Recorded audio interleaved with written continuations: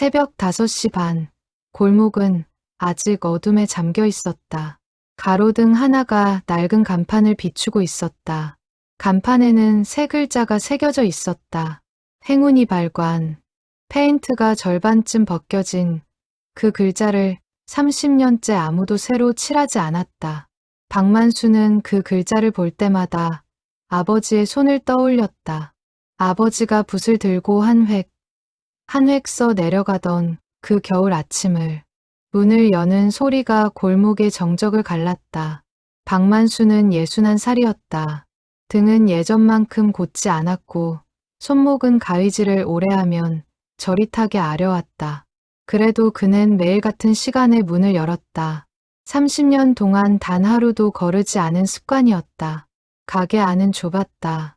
낡은 이발 의자 2개, 세월의 색이 바랜 거울 하나, 그리고 손님을 기다리는 나무 의자 3개가 전부였다. 하지만 그 작은 공간에는 30년의 시간이 층층이 쌓여 있었다. 벽에 걸린 시계도, 바닥의 타일도 모두 그 시간을 함께 견뎌온 것들이었다. 박만수는 거울 앞에 서서 수건을 정리했다. 그러다 문득 손을 멈추고 거울 뒤쪽, 나무 액자의 테두리 안쪽으로 손가락을 밀어 넣었다. 그 안에는 하얀 봉투 하나가 숨겨져 있었다. 봉투 겉면에는 이름도 금액도 적혀 있지 않았다. 대신 이렇게 쓰여 있었다. 필요한 만큼 가져가세요. 이것이 그의 오래된 습관이었다. 매달 초 그는 그달 벌이의 일부를 따로 떼어 봉투에 넣고 거울 뒤에 숨겨두었다. 누가 가져가는지, 얼마나 가져가는지 그는 묻지 않았다. 손님이 스스로 그 사실을 알아채고 부끄러움 없이 필요한 만큼 꺼내 가기를 바랄 뿐이었다. 아침 7시가 되자 문 앞에 낯익은 그림자가 어른거렸다. 김병철 노인이었다. 한때 이 동네 초등학교에서 아이들을 가르치던 선생이었다. 은퇴한 지 10년이 넘었고 요 몇 년 사이 부쩍 야윈 얼굴로 나타나곤 했다. 어서 오세요, 선생님. 박만수가 의자를 툭툭 두드리며 인사를 건넸다. 김병철은 어색하게 웃으며 자리에 앉았다. 그의 낡은 점퍼 주머니에서 지갑을 꺼내려는 손이 유난히 느렸다. 요즘 형편이 좀 어려워서 말이지. 노인의 목소리가 낮게 갈라졌다. 그는 시선을 바닥에 떨어뜨렸다. 평생을 학생들 앞에 당당히 서 있던 사람이었다. 그런 그가 이발비 몇천 원 앞에서 말을 잇지 못하고 있었다. 박만수는 아무 말 없이 가위를 들었다. 그의 손끝은 이미 오랜 세월 이런 순간에 익숙해져 있었다. 그는 대답 대신 머리를 자르기 시작했다. 사각사각. 가위 소리만이 좁은 공간을 채웠다. 그 소리는 이상하게도 마음을 편안하게 만들어 주었다. 머리를 다 자른 뒤 박만수는 수건으로 목덜미를 털어내며 지나가듯 말했다. 선생님, 거울 뒤에 뭐가 좀 있을 겁니다. 필요하시면 가져가세요. 김병철은 순간 멈칫했다. 그는 거울 쪽으로 시선을 돌렸다. 액자 테두리 사이로 하얀 봉투의 끝이 살짝 보였다. 그는 떨리는 손으로 그것을 꺼냈다. 봉투 안에는 이발비를 훌쩍 넘는 금액이 들어 있었다. 이게 뭔가? 동네 사람들끼리 서로 돕는 겁니다. 저도 예전에 이렇게 도움을 받은 적이 있어서요. 박만수는 그 이상 설명하지 않았다. 그는 다음 손님을 위해 이발 도구를 정리하기 시작했다. 김병철은 한동안 그 자리에 서서 봉투를 내려다보았다. 그의 눈가가 붉어졌다. 그는 아무 말 없이 고개를 숙여 인사하고 가게를 나섰다. 문이 닫히는 소리와 함께 골목에는 다시 아침 햇살이 스며들기 시작했다. 박만수는 거울을 향해 몸을 돌려 다시 봉투 하나를 꺼내 액자 뒤에 밀어 넣었다. 이번 달에도 어김없이 반복되는 일이었다. 그는 그 일을 특별하게 여기지 않았다. 그에게는 그저 당연한 하루의 시작이었을 뿐이다. 가게 문에 달린 종이 다시 딸랑거렸다. 이번에는 젊은 조수 오연정이 들어왔다. 28살의 그녀는 3년 전부터 박만수 밑에서 기술을 배우고 있었다. 그녀는 가게에 들어서자마자 공기 중에 감도는 묘한 온기를 느꼈다. 무슨 일이 있었는지는 몰라도 사장님의 얼굴에 옅은 미소가 걸려 있었기 때문이다. 사장님, 오늘도 좋은 아침이시네요. 그래, 현정아. 오늘도 좋은 하루가 되겠지. 박만수는 창밖을 바라보았다. 골목 저편으로 멀어지는 김병철의 뒷모습이 보였다. 그의 발걸음이 아까보다 조금은 가벼워 보였다. 박만수는 그 모습을 바라보며 조용히 미소를 지었다. 그것으로 충분했다. 그는 더 큰 보상을 바라지 않았다. 그저 오늘 하루도 누군가의 어깨가 조금은 가벼워졌다는 사실. 그것 하나로 충분한 사람이었다. 오현정은 가게 안을 정리하며 창밖 골목을 흘깃 바라보았다. 재개발 소문이 돈 지도 벌써 반년이 넘었다.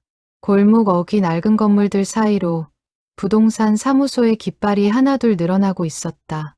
오래된 간판들은 하나씩 자취를 감추고 그 자리에는 낯선 프랜차이즈 매장들이 들어서고 있었다. 그녀는 그런 변화 속에서도 꿋꿋이 버티고 있는 행운이 발관이 신기하면서도 한편으로는 불안했다. 사장님, 근데 요 앞에 새로 생긴 미용실 있잖아요. 거기 가격이 여기보다 훨씬 싸던데요. 박만수는 대답 대신 도구함을 정리하는 손을 멈추지 않았다. 그는 가위 하나하나를 꺼내 천으로 닦으며 나지막이 말했다.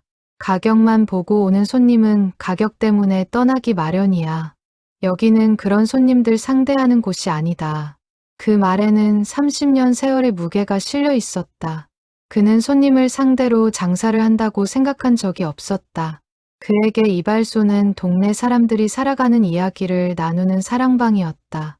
누군가는 이곳에서 며느리 흉을 보았고, 누군가는 이곳에서 취업 소식을 전했다. 또 누군가는 이곳에서 상을 당한 슬픔을 잠시 내려놓기도 했다. 그 모든 이야기들이 이 좁은 공간의 벽에 스며들어 있었다. 오현정은 그런 사장님을 볼 때마다 묘한 존경심을 느꼈다. 처음 이곳에 왔을 때만 해도 그녀는 그저 기술을 배우기 위한 곳으로만 생각했다. 하지만 시간이 지날수록 그녀는 박만수에게서 기술 이상의 무언가를 배우고 있다는 걸 깨달았다. 그것이 정확히 무엇인지는 아직 그녀도 알지 못했다. 다만 어렴풋이 사람을 대하는 태도라는 것을 짐작할 뿐이었다. 창밖으로 아침 햇살이 점점 짙어졌다. 골목을 오가는 사람들의 발걸음도 하나둘 늘어났다. 시장에 나가는 아주머니들, 등교하는 아이들, 출근길을 서두르는 젊은이들. 그 모든 풍경 속에 행운이 발관은 변함없이 그 자리를 지키고 있었다. 마치 시간이 멈춘 것처럼, 혹은 시간이 그곳만은 비켜간 것처럼. 박만수는 손목시계를 들여다보았다. 다음 손님이 올 시간이었다. 그는 다시 거울 앞에 서서 옷매무새를 가다듬었다. 거울 속에 비친 자신의 얼굴을 물끄러미 바라보았다. 주름이 깊게 팬 눈가와 희끗희끗한 머리카락. 그 모습 위로 문득 오래전 세상을 떠난 아버지의 얼굴이 겹쳐 보였다. 그는 잠시 눈을 감았다. 아버지는 언제나 이렇게 말씀하셨다. 사람의 머리를 만지는 일은 그 사람의 마음을 만지는 일과 같다고. 가위를 든 손이 함부로 움직여서는 안 된다고. 박만수는 그 말을 30년 동안 한 번도 잊은 적이 없었다. 그리고 그 말은 단순히 기술에 관한 가르침이 아니었다는 것을 그는 나이가 들수록 더 깊이 깨닫고 있었다. 문에 달린 종이 다시 딸랑거렸다. 다음 손님이 들어섰다. 박만수는 얼굴에 온화한 미소를 띠며 그를 맞았다. 하루는 그렇게 늘 그래왔던 것처럼 조용히 흘러가고 있었다. 하지만 그는 알지 못했다. 이 조용하고 평범한 습관이 훗날 자신의 삶을 구하게 될 실 하나가 되리라는 것을. 그리고 그 실이 서서히 그러나 분명하게 온 동네를 감싸 안게 되리라는 것을. 아직은 그저 평범한 하루의 시작일 뿐이었다. 그는 문득 창밖으로 스쳐 지나가는 사람들의 얼굴을 하나하나 눈에 담았다.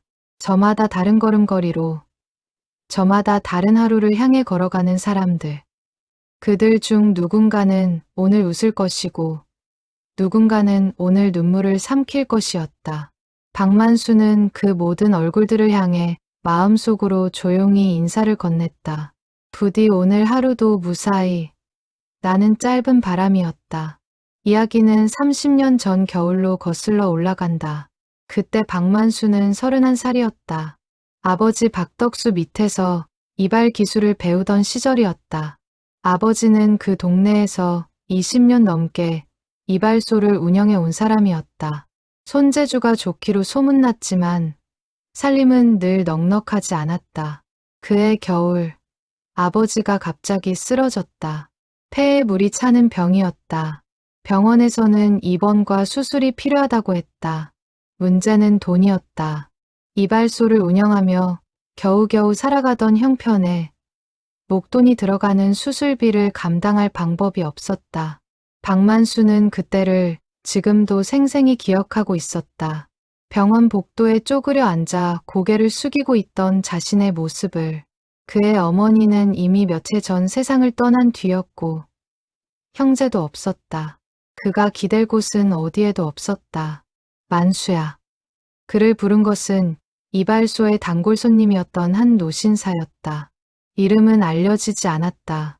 그는 늘 조용히 이발을 하고 조용히 돈을 내고 조용히 떠나던 사람이었다. 그날도 그는 병원 복도에서 우연히 박만수를 마주쳤다.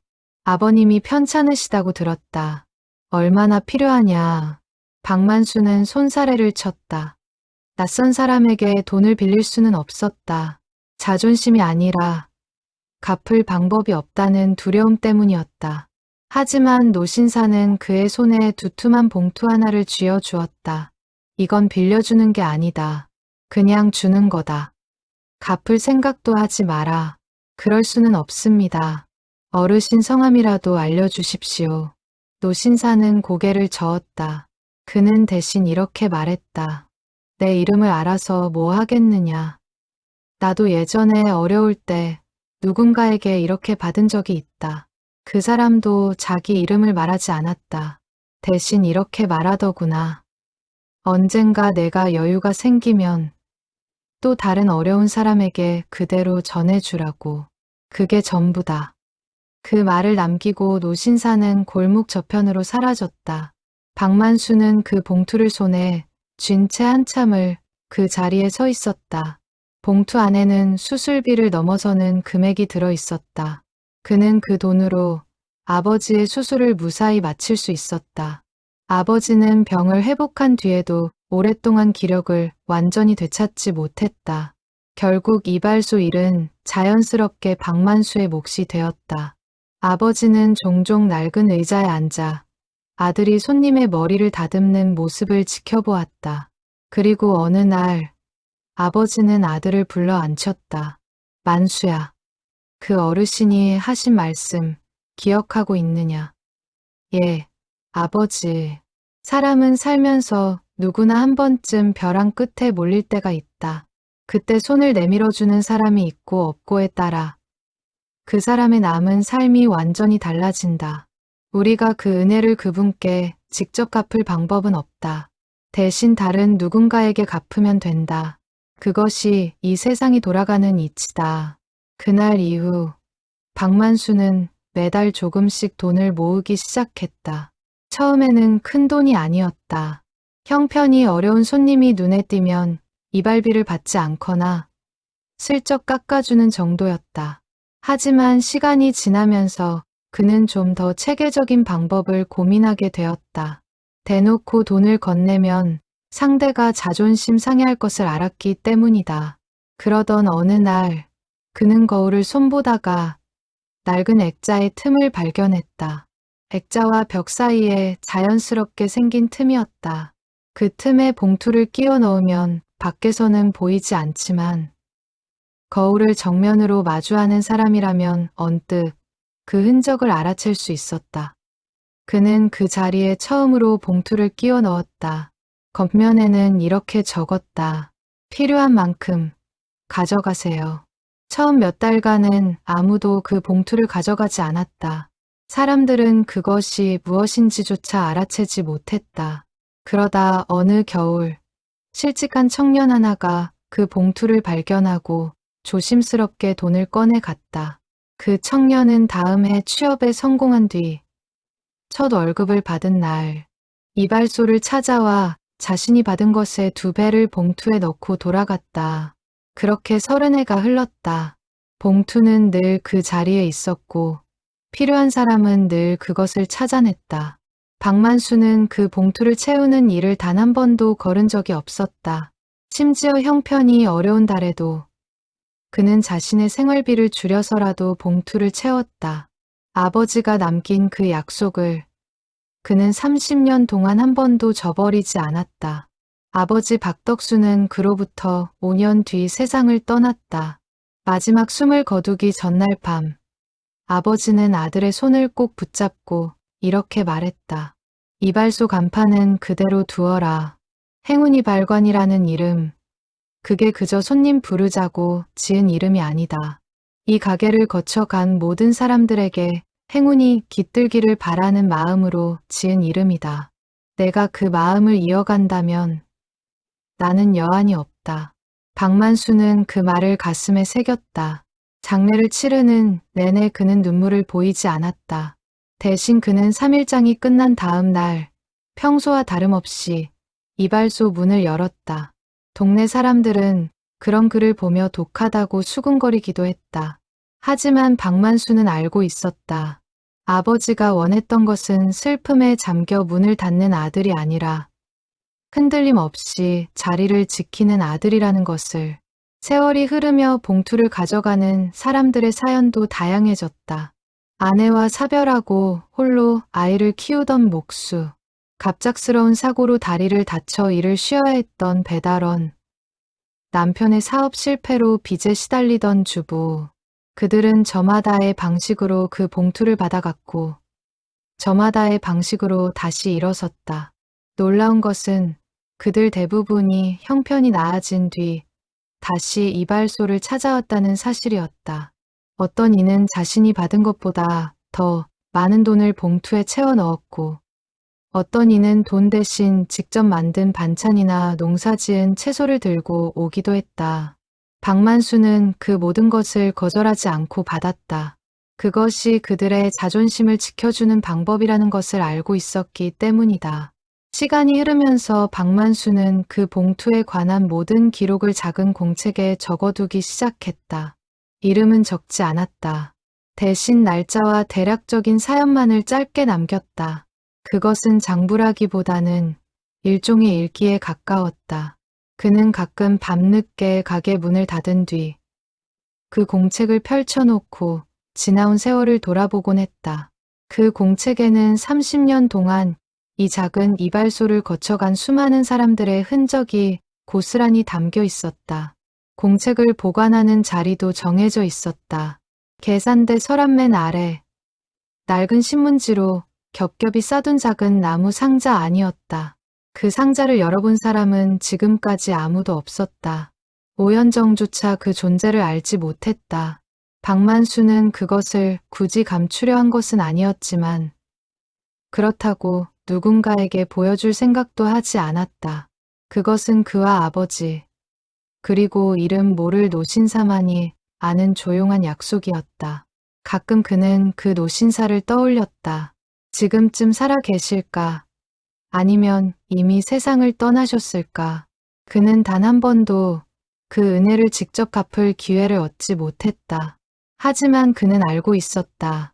그 은혜는 애초에 한 사람에게 갚는 것이 아니라 세상 전체에 흘려보내는 것이라는 사실을. 노신사가 그에게 그랬듯 그도 누군가에게 그 마음을 전하면 될 일이었다.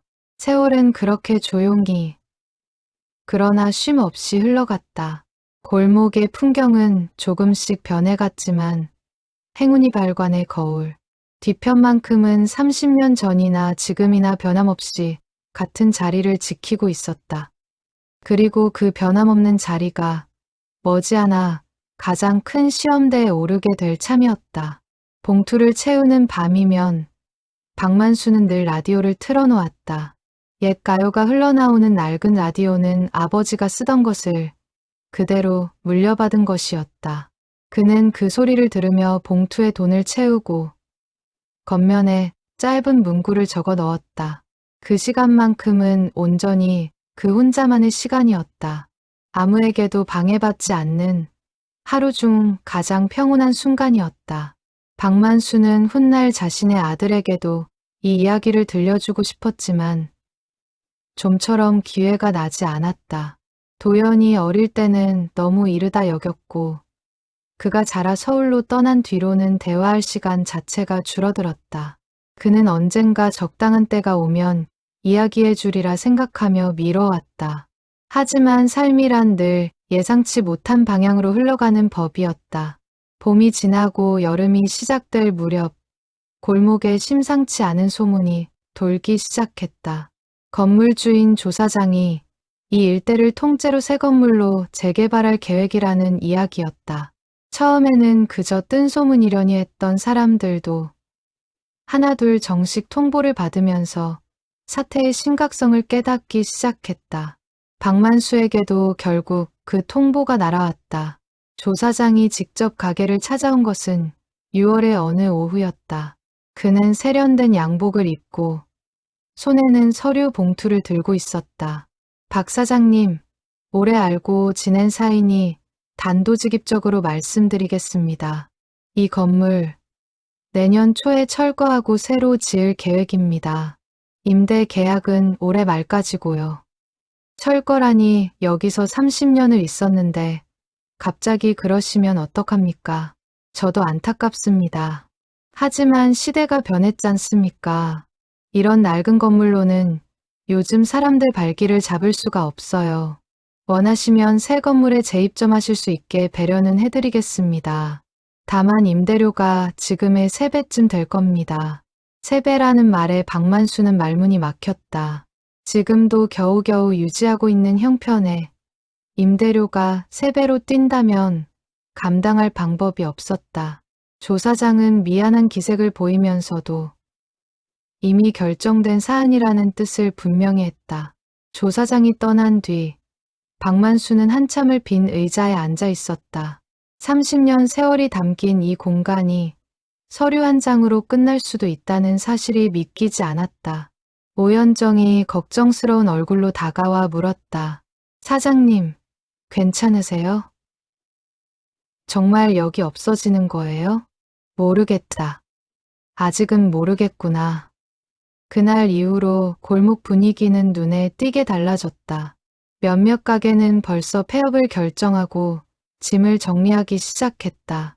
오랫동안 이웃으로 지내던 상인들이 하나둘 자리를 떠나는 모습을 지켜보는 것은 견디기 힘든 일이었다.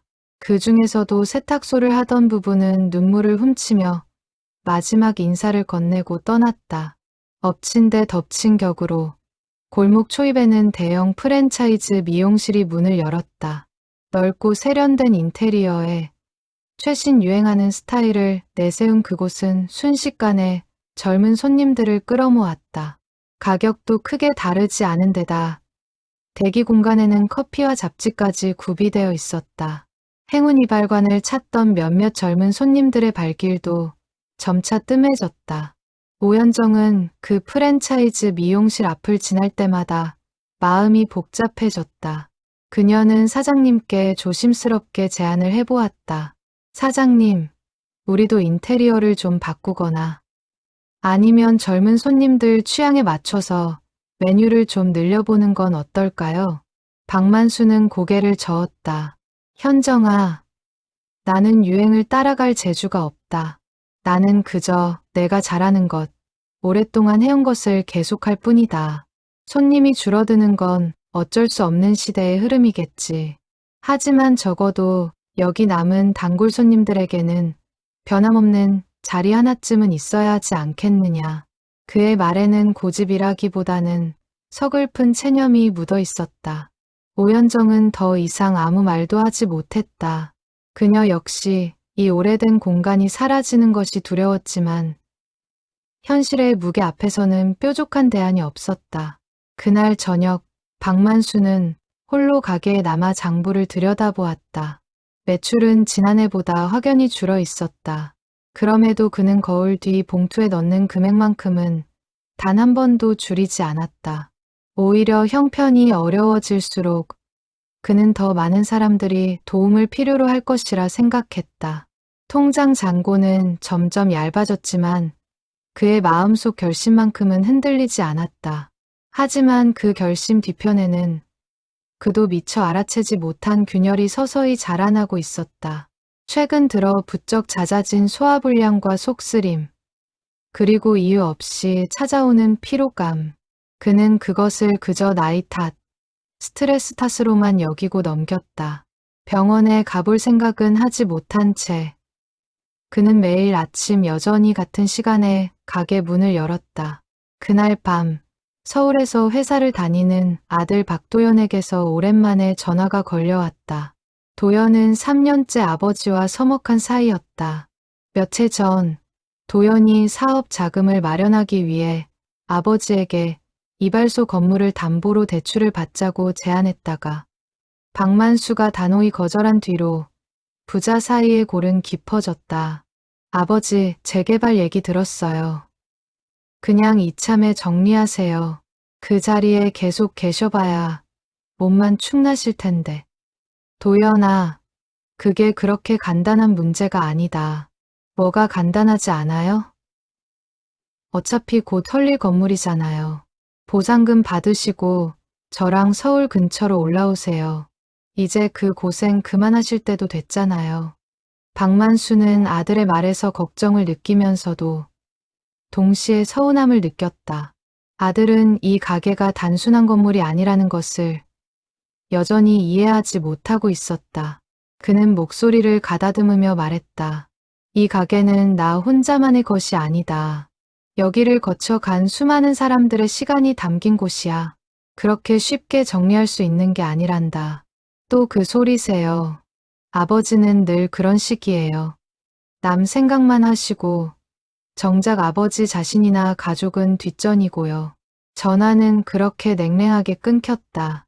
박만수는 수화기를 내려놓은 뒤 한참을 멍하니 앉아 있었다. 아들의 말이 완전히 틀린 것은 아니었다. 그는 지난 세월 동안 남을 돕는 일에는 망설임이 없었지만 정작 자신의 건강이나 노후에 대한 대비는 뒤로 미뤄왔다. 통장에는 큰 돈이 없었고 든든한 보험 하나 제대로 들어둔 것도 없었다. 하지만 그는 후회하지 않았다. 다만 아들과의 거리가 점점 멀어지는 것이 마음 한구석을 아프게 짓눌렀다. 며칠 뒤 오랜 이웃이었던 세탁소 부부가 마지막으로 인사를 하러 들렀다. 그들은 이미 짐을 다 정리하고 지방의 작은 도시로 내려갈 준비를 마친 상태였다. 박 사장님, 저희 먼저 갑니다. 여기서 20년 넘게 장사했는데 이렇게 떠나려니 발이 안 떨어지네요. 살펴가세요. 어디서든 잘 지내시길 바랍니다.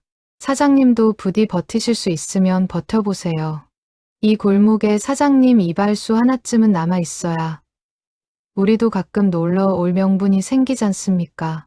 부부는 그렇게 웃으며 눈물을 훔쳤다.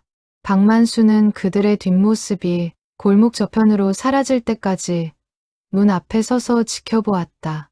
하나둘 떠나가는 이웃들을 보며 그는 이 골목에 남겨진 시간이 그리 많지 않을지도 모른다는 예감을 떨칠 수 없었다.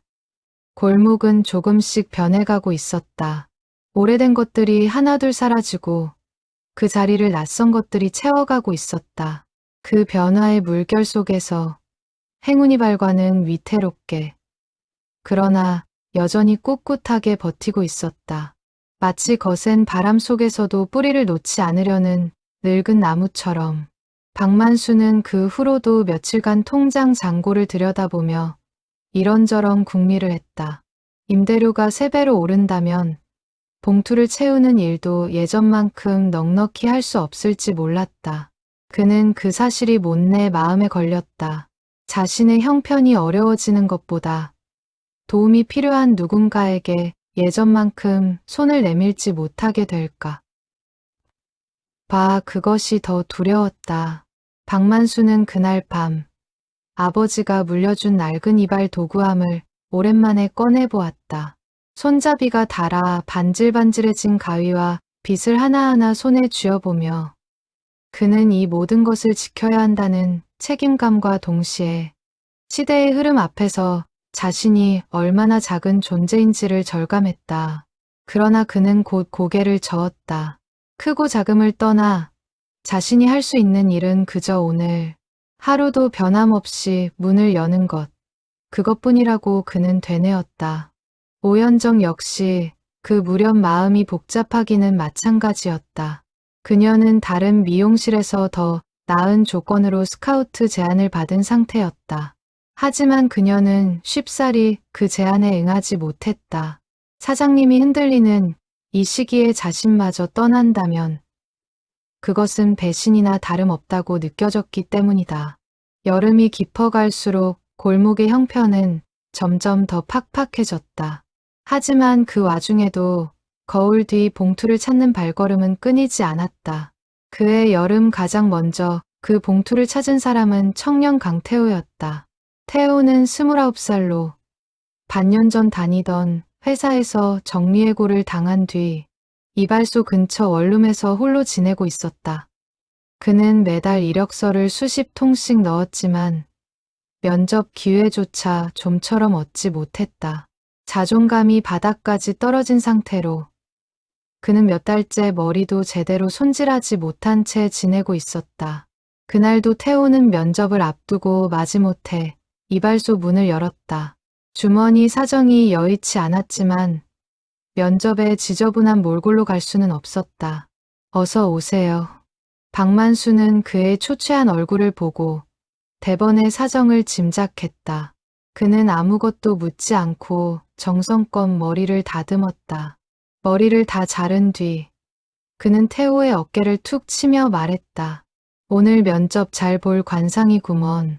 자, 이거. 박만수는 태호의 손에 명함 한 장을 쥐어주었다. 명함 뒷면에는 이렇게 적혀 있었다. 거울 뒤를 한번 살펴보게. 태호는 어리둥절한 얼굴로 거울 쪽을 살폈다. 액자 틈에서 봉투를 발견한 그는 처음에는 그것을 가져가기를 망설였다. 하지만 박만수의 눈빛에서 진심을 읽은 그는 결국 조심스레 봉투를 꺼내 갔다. 그로부터 2달 뒤 태호는 작은 무역회사에 취직했다는 소식을 들고 이발소를 다시 찾아왔다. 그는 첫 월급으로 산 넥타이를 목에 매고 자신이 받았던 것보다 더 많은 돈을 봉투에 채워 넣었다.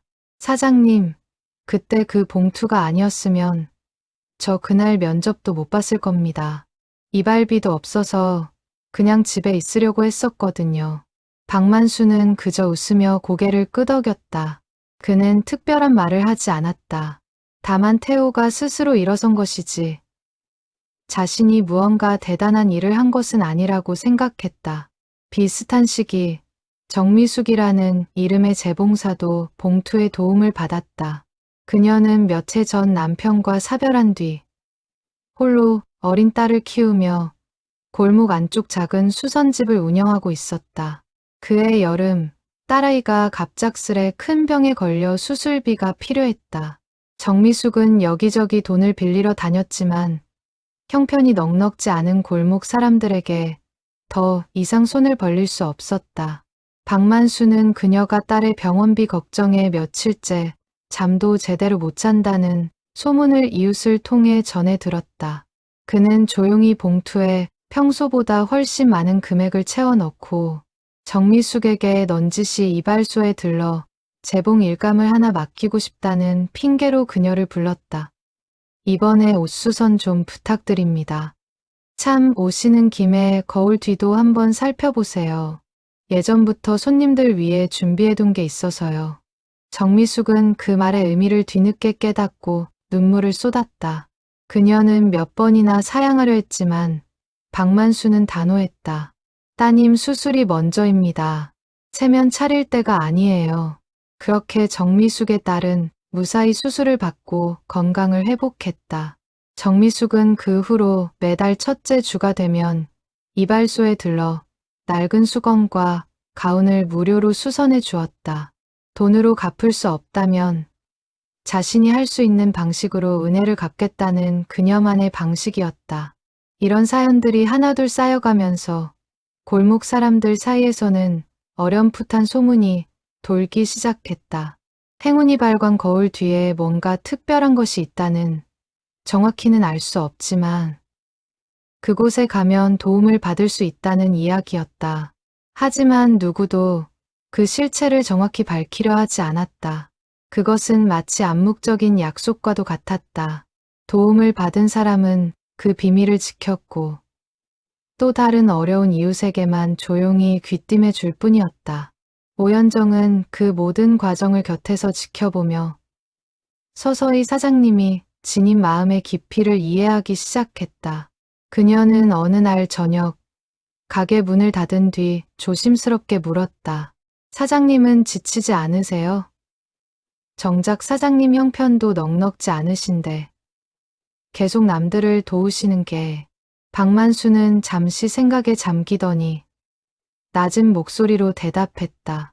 현정아, 사람이 살면서 가장 무서운 게 뭔지 아느냐? 돈이 없는 것도 몸이 아픈 것도 아니다. 세상에 나 혼자라는 생각, 아무도 내 편이 아니라는 생각, 그게 제일 무서운 거란다. 이 봉투는 돈을 주는 게 아니야. 너 혼자가 아니라는 걸 말해주는 거지. 그 말을 들은 오연정은 한동안 아무 말도 하지 못했다.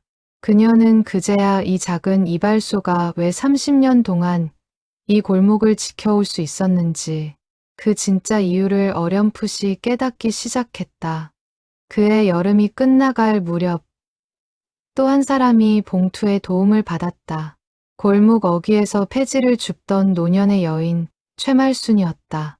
그녀는 며칠 전부터 홀로 지내며 폐지와 고무를 모아 파는 일로 근근히 생계를 이어가고 있었다.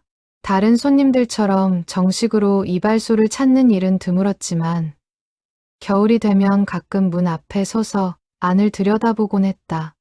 박만수는 그런 그녀를 볼 때마다 안으로 들어오라 권했지만 최말수는 늘 손사래를 치며 돌아섰다. 자신의 행색이 부끄럽다는 이유였다. 그러던 어느 날 박만수는 그녀가 다니는 길목에 슬쩍 봉투 하나를 놓아두는 방법을 생각해냈다. 폐지를 줍는 리어카 손잡이에 살짝 걸어두는 식이었다. 겉면에는 여느 때처럼 이름 대신 짧은 문구만 적었다. 겨울 잘 나시라고 이웃이 드립니다. 처음에 최말수는 그것이 자신을 위한 것인 줄도 모르고 몇 번이나 지나쳤다. 하지만 결국 그것을 발견하고는 리어카를 세워둔 채 한참을 그 자리에서 울었다. 그녀는 그 후로 이발소 앞을 지날 때마다 허리를 굽혀 인사를 건넸다. 말을 많이 하는 사람은 아니었지만 그 인사 속에는 말로 다 할 수 없는 감사의 마음이 담겨 있었다. 이런 크고 작은 사연들이 쌓여가면서 박만수의 공책도 조금씩 두꺼워졌다. 그는 여전히 이름을 적지 않았다. 대신 계절과 짧은 사연 한 줄만을 남겼다. 여름, 취업을 앞둔 청년. 여름, 딸의 수술을 앞둔 어머니. 겨울, 폐지를 줍는 이웃. 그 짧은 기록들 하나하나가 그가 살아온 30년의 진짜 재산이었다. 오연정은 이제 그 공책의 존재를 어렴풋이 눈치채고 있었다. 하지만 그녀는 굳이 묻지 않았다. 사장님이 스스로 보여주기 전까지는 그것이 그만의 소중한 비밀임을 존중해주고 싶었기 때문이다. 다만 그녀는 다짐했다. 언젠가 자신도 이 가게를 물려받게 된다면 이 조용한 전통만큼은 반드시 이어가겠노라고. 가을이 다가오고 있었다. 골목의 색깔은 조금씩 바래가고 있었지만 행운이 발관 거울 뒤편의 온기만큼은 조금도 식지 않고 있었다. 그러나 그 온기를 지탱하던 사람의 몸은 이미 조용히 무너지고 있었다. 박만수는 그 겨울 유독 많은 사람들이 봉투를 찾아간 것을 공책에 기록하며 묘한 안도감을 느꼈다. 형편이 어려워질수록 사람들 사이의 온기가 오히려 더 진해지는 것 같았다. 그는 그것이 이 골목이 가진 힘이라고 믿었다. 가난이 사람을 갈라놓는 것이 아니라 오히려 서로를 더 가깝게 묶어준다는 것을. 박만수는 밤이 깊도록 잠들지 못하는 날이면 아버지가 남긴 낡은 사진첩을 꺼내 보곤 했다. 그 안에는 젊은 시절 아버지와 함께 가게 앞에서 찍은 흑백 사진이 있었다. 사진 속 아버지는 지금의 그보다 훨씬 젊은 나이였지만 눈빛만큼은 지금의 그와 꼭 닮아 있었다. 그는 그 사진을 오래도록 바라보며 자신이 걸어온 길이 결코 헛되지 않았음을 확인받는 기분이었다. 오연정은 그 여름 자신도 모르게 조금씩 변해가고 있었다. 처음 이곳에 왔을 때 그녀는 그저 기술을 빨리 익혀 독립하겠다는 생각뿐이었다. 하지만 이제 그녀는 사장님의 방식을 닮아가고 있었다. 손님의 사정을 먼저 살피고 필요하면 손해를 감수하고서라도 배려하는 태도. 그것이 어느새 그녀 자신의 습관으로 자리 잡고 있었다. 가을 초입. 박만수는 손님의 머리를 자르던 중 갑자기 눈앞이 흐려지는 것을 느꼈다. 손에 든 가위가 미세하게 떨렸다. 그는 애써 태연한 척 자세를 바로잡았지만 속으로는 심상치 않은 기운을 느끼고 있었다. 최근 몇 달간 부쩍 심해진 속쓰림과 체중 감소를 그는 그저 스트레스 탓으로만 여기고 넘겨왔었다. 그날 저녁, 결국 그는 가게 뒤편 작은 방에서 정신을 잃고 쓰러졌다. 마침 늦게까지 정리를 하던 오연정이 그를 발견하고 다급히 구급차를 불렀다. 병원으로 실려가는 내내 오연정의 손은 사시나무처럼 떨렸다. 검사 결과가 나오기까지 이틀이 걸렸다. 담당 의사는 어두운 표정으로 박만수와 오연정을 진료실로 불렀다. 위암입니다. 이미 어느 정도 진행된 상태고요. 수술과 함께 항암 치료가 필요합니다. 그 말은 마른 하늘의 날벼락 같았다. 박만수는 담담하게 고개를 끄덕였지만 속으로는 만감이 교차했다. 그는 자신의 몸보다 먼저 가게와 남은 손님들을 걱정했다. 수술비며 치료비가 어느 정도 들지요? 단계에 따라 다르지만 못해도 수천만 원은 예상하셔야 합니다. 여기에 치료, 기간 동안 일을 쉬셔야 하니 생활비도 따로 고려하셔야 하고요. 그 말을 들은 오연정의 얼굴이 새하얗게 질렸다. 박만수의 통장 사정을 누구보다 잘 아는 그녀였다. 그는 평생 번 돈의 상당 부분을 거울 뒤 봉투에 쏟아부어 왔다. 정작 자신을 위한 노후 자금이나 보험은 제대로 마련해두지 못한 상태였다. 병실로 옮겨진 박만수는 창밖을 바라보며 오랫동안 말이 없었다. 그의 머릿속에는 온갖 생각이 스쳐 지나갔다. 가게는 어떻게 되는 걸까? 재개발 통보까지 받은 마당에 치료를 받는 동안 가게 문을 닫으면 그나마 남아있던 단골들도 완전히 발길을 끊을지 몰랐다. 그리고 무엇보다 치료비를 어떻게 마련해야 할지 막막했다. 그는 서울의 아들에게 이 사실을 알릴지 말지 오래 고민했다. 결국 오연정이 대신 도연에게 연락을 했다. 도연은 소식을 듣자마자 그날 저녁으로 병원으로 달려왔다. 병실 문을 열고 들어선 도연의 얼굴은 하얗게 질려 있었다. 아버지, 왜 진작 말씀 안 하셨어요? 몸이 이렇게 안 좋아지도록. 박만수는 힘없이 웃으며 손을 내저었다. 괜찮다. 별일 아니다. 별일이 아니긴요. 위암이라면서요. 이렇게 될 때까지 병원 한번 안 가보시고 대체 그 봉투에 돈을 쏟아붓는 게 뭐가 그렇게 중요했던 겁니까? 도연의 목소리가 격앙되었다. 오랫동안 쌓여온 서운함과 걱정이 한꺼번에 터져나온 것이었다. 박만수는 아들의 말에 아무 대꾸도 하지 못했다. 아들의 말이 틀린 것은 아니었다. 하지만 그는 지난 세월 자신이 해온 일을 후회할 수는 없었다. 도연아, 나는 그 일을 후회하지 않는다. 다만 너에게 짐이 되는 건 미안하구나. 도연은 아무 말 없이 병실을 나섰다. 복도에 홀로 선 그는 벽에 등을 기대고 한참을 서 있었다. 그의 마음속에는 아버지에 대한 원망과 걱정, 그리고 알 수 없는 죄책감이 복잡하게 뒤엉켰다. 그는 어릴 적 아버지가 형편이 어려운 손님들을 그냥 돌려보내지 않던 모습을 떠올렸다. 그때는 그것이 그저 아버지의 미련한 고집처럼 보였다. 하지만 지금 이 순간 그 기억은 이상하게도 다른 무게로 다가오고 있었다. 한편 이발소는 결국 임시로 문을 닫을 수밖에 없었다. 오현정이 홀로 가게를 지키며 오래된 단골들에게 사정을 알렸다. 소식은 삽시간에 골목 전체로 퍼져나갔다. 사람들은 저마다의 방식으로 걱정과 안타까움을 표했지만 정작 그를 도울 구체적인 방법을 찾지 못한 채 발만 동동 구를 뿐이었다. 가을 바람이 스산하게 불어오는 저녁, 굳게 닫힌 행운이 발관의 셔터 앞에 누군가 조용히 꽃 한 송이를 놓고 갔다. 이름은 남기지 않았다. 그것은 마치 오래전 박만수 자신이 그래왔던 방식과도 같았다. 이름을 남기지 않는 것. 그것이 이 골목이 그에게 배운 유일한 언어였다. 수술은 예정보다 일주일 늦게 진행되었다. 정밀 검사 결과 암세포가 주변 림프절까지 일부 퍼져 있다는 사실이 추가로 확인되었기 때문이다. 담당 의사는 수술 후에도 장기간의 항암 치료가 불가피하다고 설명했다. 박만수는 수술대에 오르기 전날 밤 병실 천장을 바라보며 오랜 시간 잠을 이루지 못했다. 그의 머릿속에는 두 가지 두려움이 뒤엉켜 있었다. 하나는 죽음에 대한 본능적인 두려움이었고, 다른 하나는 자신이 없는 동안 그 봉투의 자리가 텅 비게 될지도 모른다는 두려움이었다. 그는 오현정에게 부탁했다. 현정아, 혹시 내가 잘못되더라도 거울 뒤는 계속 채워주었으면 한다. 물론 무리는 하지 말고. 사장님, 그런 말씀 마세요. 아무 일 없으실 거예요.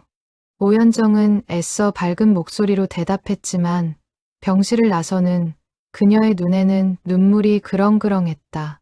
그녀는 복도 구석에서 한참을 소리 죽여 울었다. 사장님 밑에서 3년을 배우는 동안 그녀는 단 한 번도 그가 이렇게 약한 모습을 보이는 것을 본 적이 없었다. 수술은 다행히 성공적으로 끝났다. 하지만 회복은 더디게 진행되었다. 항암 치료가 시작되면서 박만수의 몸은 눈에 띄게 쇠약해졌다.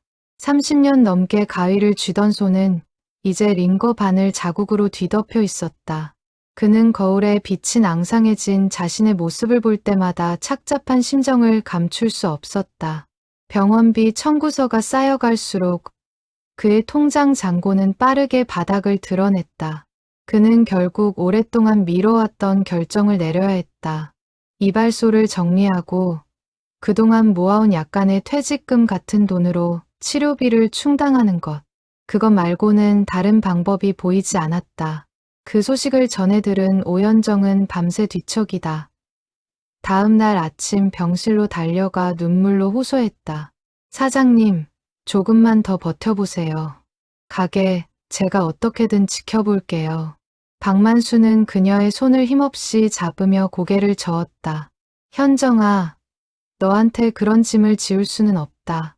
그리고 이제는 나도 지쳤구나.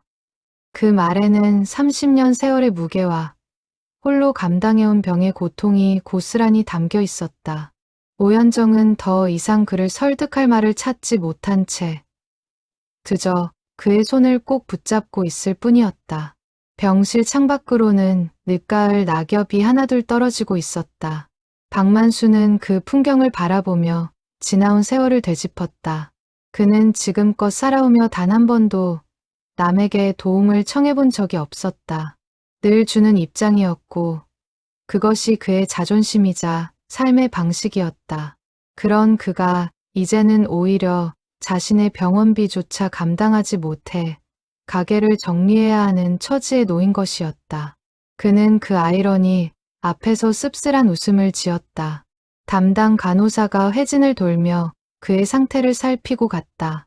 그녀는 최근 몇 주간 박만수를 지켜보며 그가 유독 병실 동료, 환자들에게도 살갑게 대한다는 것을 눈치채고 있었다.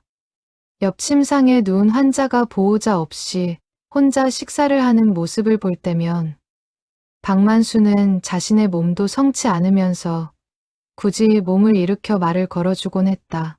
그것은 이미 그의 몸에 밴 습관과도 같았다. 아픈 몸으로도 그는 여전히 남을 살피는 사람이었다. 며칠 후 오현정은 홀로 병원 옥상 정원에 올라 마음을 추슬렀다. 그녀는 사장님이 지어준 은혜를 이대로 갚지 못하고 떠나보내야 할지도 모른다는 생각에 가슴이 미어졌다. 그녀는 핸드폰을 꺼내 오래전 사장님이 적어준 메모를 다시 들여다보았다. 사람이 살면서 가장 무서운 건 혼자라는 생각이다. 그 문장을 몇 번이고 되뇌던 그녀는 문득 결심했다. 사장님을 절대 혼자 두지 않겠다고. 그리고 이 골목 전체가 그의 편이 되어줄 방법을 반드시 찾아내겠다고. 박만수는 수술을 앞두고 오현정에게 낡은 열쇠 하나를 건넸다. 계산대 서랍의 열쇠였다. 혹시 무슨 일이 생기면 저 서랍 아래를 열어봐라. 거기 있는 것들 함부로 버리지는 말고. 오현정은 그 말의 의미를 정확히 알지 못한 채로 열쇠를 받아들었다. 그녀는 그것이 훗날 자신의 손으로 열게 될 30년의 비밀을 담은 상자로 이어지는 열쇠라는 것을 그때는 알지 못했다. 박만수는 결국 가게를 정리하기로 결심했다. 그는 오현정에게 폐업 절차를 부탁하며 단 한 가지만 당부했다. 손님들에게 미리 알리지 말고 조용히 정리해 달라는 것이었다. 30회를 함께 온 단골들에게 병든 모습으로 작별 인사를 하고 싶지 않다는 그 나름의 자존심이었다. 오현정은 그 부탁을 따르면서도 마음이 편치 않았다. 그녀는 매일 병원과 가게를 오가며 조금씩 짐을 정리했다. 오래된 이발 도구들, 손때 묻은 의자들, 그리고 벽에 걸린 빛바랜 시계까지. 하나하나 정리할 때마다 그녀의 손끝은 자꾸만 멈칫거렸다. 그러던 어느 날, 짐 정리를 하던 오현정은 계산대 서랍맨 아래 숨겨진 작은 나무 상자를 발견했다. 낡은 신문지로 겹겹이 쌓인 그 상자를 열어본 순간 그녀는 숨을 멈췄다. 그 안에는 30년치의 낡은 공책들이 차곡차곡 쌓여 있었다. 공책을 한 장씩 넘기던 그녀의 눈에서 눈물이 쏟아졌다. 거기에는 이름 대신 짧은 사연들이 빼곡히 적혀 있었다. 봄, 폐병을 앓던 아버지를 둔 청년. 겨울, 실직한 가장. 여름, 아이의 수술비가 필요했던 어머니. 그 모든 기록들이 사장님이 지나온 30년의 진짜 이야기를 말해주고 있었다. 그녀는 그 공책들을 안고 한참을 울었다. 그리고 그것을 함부로 처분할 수 없다는 것을, 아니 오히려 이 이야기를 세상에 알려야 한다는 것을 직감했다. 다만 아직은 그럴 때가 아니라고 생각했다. 그녀는 일단 그 상자를 자신의 집으로 조용히 옮겨두었다. 한편 아들 도연은 아버지가 가게를 정리하고 있다는 소식을 듣고 다시 병원을 찾았다. 그는 아버지의 야윈 얼굴을 보며 한동안 말을 잇지 못했다. 아버지, 정말 가게를 접으시는 거예요? 그래야지. 더 이상 방법이 없구나. 도연은 착잡한 표정으로 침대 옆에 앉았다. 그는 오랫동안 마음속에 담아두었던 말을 조심스럽게 꺼냈다. 아버지, 저 사실 죄송한 마음이 큽니다. 그동안 아버지가 왜 그렇게 다른 사람들을 돕는 일에 매달리셨는지 제대로 이해하려 하지 않았어요. 그저 답답하고 저희 가족보다 남을 더 챙기시는 것 같아서 서운하기만 했습니다. 박만수는 힘없는 눈으로 아들을 바라보았다. 도연아, 나는 너를 소홀히 한 적이 없다. 다만 내가 받은 은혜를 갚는 방법이 남을 돕는 것밖에 없었을 뿐이야. 그것이 결과적으로 너에게 서운함을 남겼다면 그건 아비로서 미안하게 생각한다.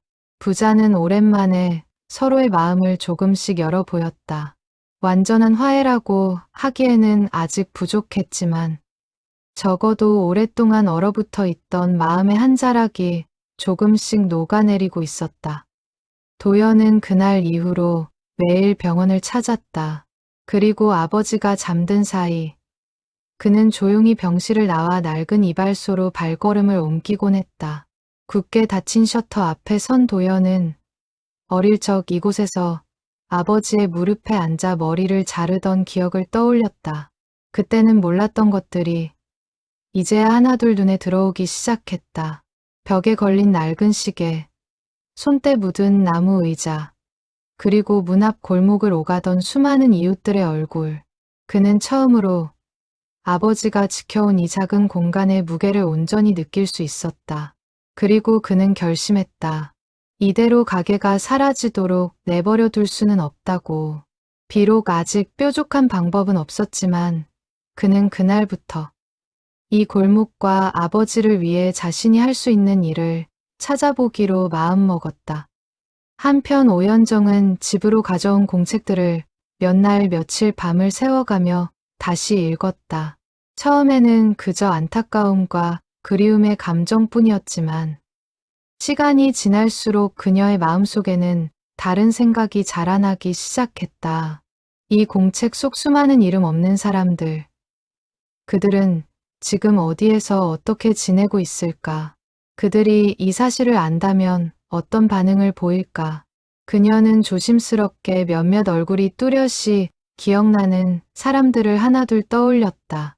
첫 취업에 성공했던 강태우, 딸의 수술을 무사히 마쳤던 정미숙, 그리고 폐지를 줍던 최말순 할머니까지. 그들은 모두 이 골목 어딘가에서 여전히 살아가고 있을 터였다. 오연정은 그들을 직접 찾아가 사정을 알릴지 말지를 두고 며칠을 고민했다. 사장님의 뜻을 거스르는 일이 될까 두려웠다. 박만수는 늘 이름을 남기지 않는 것, 생색내지 않는 것을 원칙으로 삼아왔기 때문이다. 하지만 그녀는 동시에 이대로 침묵을 지키는 것이 과연 옳은 일인지 스스로에게 되물었다. 그녀는 결국 마음을 정하지 못한 채 상자를 다시 조심스레 덮었다. 다만 그녀의 마음속에는 작은 씨앗 하나가 심어졌다. 언젠가 이 이야기를 사람들에게 알려야 할 순간이 올지도 모른다는 예감이었다. 그리고 그 순간은 그녀가 생각했던 것보다 훨씬 빨리 찾아오고 있었다. 그 무렵 도연은 회사에 휴가를 내고 아버지 곁을 지키기 시작했다. 그는 병원에 머무는 시간 외에는 골목을 돌아다니며 이웃들과 이야기를 나눴다. 처음에는 그저 아버지의 상태를 알리고 위로를 받기 위함이었지만 대화를 나눌수록 그는 뜻밖의 사실들을 알게 되었다. 골목의 거의 모든 집이 아버지에게 크고 작은 신세를 진 적이 있다는 것이었다.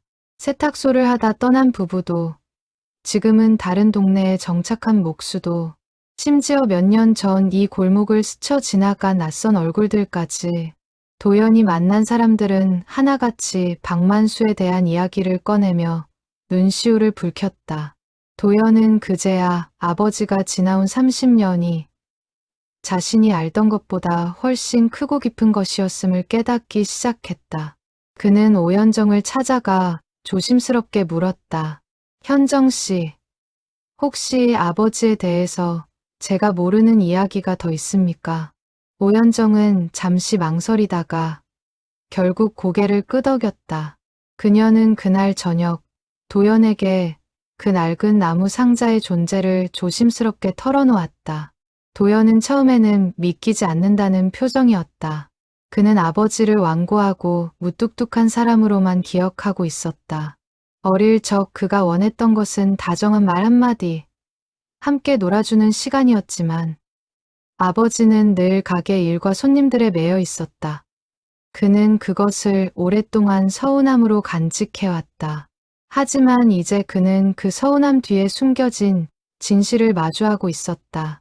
아버지가 자신에게 소홀했던 것이 아니라 아버지의 사랑이 표현되는 방식이 그저 남들과 달랐을 뿐이라는 것을.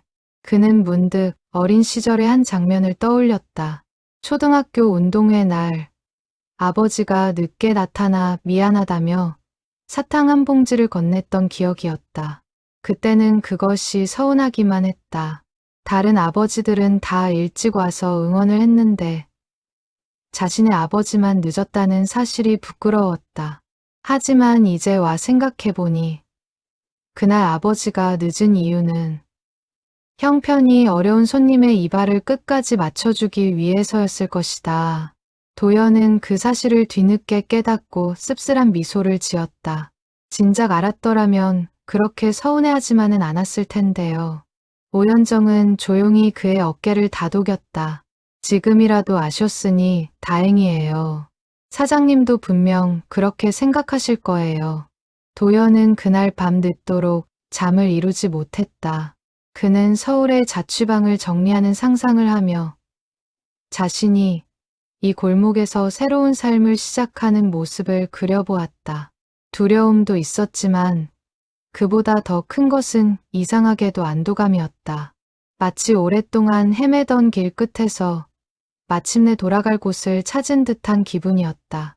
며칠 뒤 오연정은 도연과 함께 상자 속 공책들을 다시 한번 꼼꼼히 살펴보았다. 그 중에는 낯익은 이름의 흔적도 있었다. 세탁소를 하다 떠난 부부, 그리고 오래전 이 골목을 거쳐갔던 수많은 얼굴들. 두 사람은 그 기록들을 하나하나 되짚으며 이 작은 이발소가 지나온 시간의 무게를 새삼 실감했다.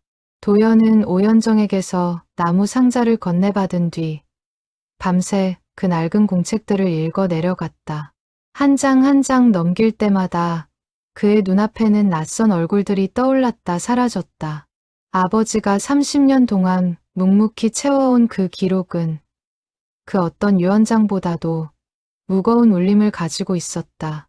그는 문득 이 이야기를 자신과 오연정 둘만 알고 있어서는 안 된다는 생각이 들었다. 아버지는 늘 생색내는 것을 경계했지만 도연은 다르게 생각했다. 이 이야기가 알려진다고 해서 아버지의 선행이 퇴색되는 것은 아니었다. 오히려 이 이야기를 통해 아버지가 지금 겪고 있는 어려움의 골목, 사람들이 응답할 기회가 생길지도 모른다고 그는 판단했다. 도연은 오연정과 상의 끝에 우선 공책 속 사연의 주인공 몇 명을 직접 찾아가 보기로 했다. 가장 먼저 찾아간 것은 몇 해 전 취업에 성공했던 강태호였다. 이제 30 초반이 된 태호는 작은 무역회사의 대리로 승진해 있었다. 그 어른이 편찮으시다고요? 태호는 소식을 듣자마자 얼굴빛이 변했다. 그는 그 자리에서 눈물을 글썽이며 말했다. 그분 아니었으면 저는 지금 이 자리에 없었을 겁니다. 제가 뭘 하면 될까요? 뭐든 말씀해 주세요. 비슷한 반응은 정미숙에게서도 최말순 할머니에게서도 이어졌다. 그들은 저마다 자신이 받았던 도움을 생생히 기억하고 있었고 이제는 자신들이 그 마음을 갚을 차례라고 입을 모았다. 도연은 그들의 반응을 보며 자신이 오랫동안 오해하고 있던 아버지의 진짜 모습을 새롭게 마주하는 기분이었다. 정미숙을 찾아갔을 때 그녀는 마침 딸의 숙제를 봐주고 있었다. 이제 10살이 된 딸아이는 몰라보게 건강해져 있었다. 정미숙은 도연을 반갑게 맞으며 그때의 기억을 하나하나 되짚었다. 그때 사장님이 아니었으면 저는 딸을 잃었을지도 몰라요. 그 은혜를 어떻게 갚아야 할지 늘 고민했는데 이제야 기회가 왔네요. 그녀는 도연의 손을 붙잡고 눈물을 글썽였다. 도연은 그 모습을 보며 마음 한켠이 뜨거워지는 것을 느꼈다.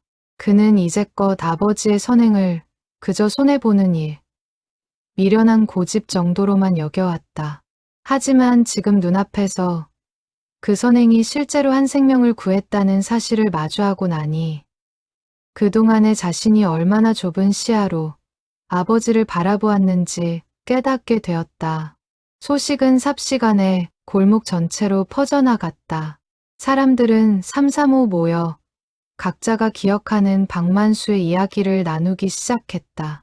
어떤 이는 자신이 도움을 받았던 사실을 그제야 처음으로 다른 사람에게 털어놓았고, 어떤 이는 자신도 몰랐던 이웃의 사연을 듣고 놀라움을 감추지 못했다. 그렇게 조각조각 흩어져 있던 이야기들이 하나로 모이기 시작하자 사람들은 비로소 그 봉투의 전모를 어렴풋이 이해하게 되었다. 골목 반상회를 주관하던 통장이 나서서 사람들을 불러 모았다. 좁은 마을에 관해 30여 명의 주민들이 모였다. 처음에는 각자 자신이 받았던 도움을 조심스럽게 나누는 자리였지만 시간이 지날수록 분위기는 점점 뜨거워졌다. 우리가 뭘 해야 할까요?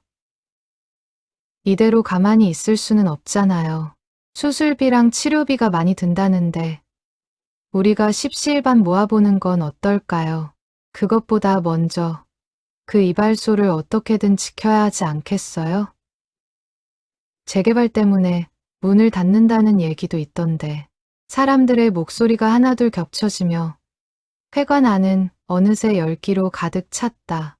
도연은 그 광경을 지켜보며 목이 메어왔다.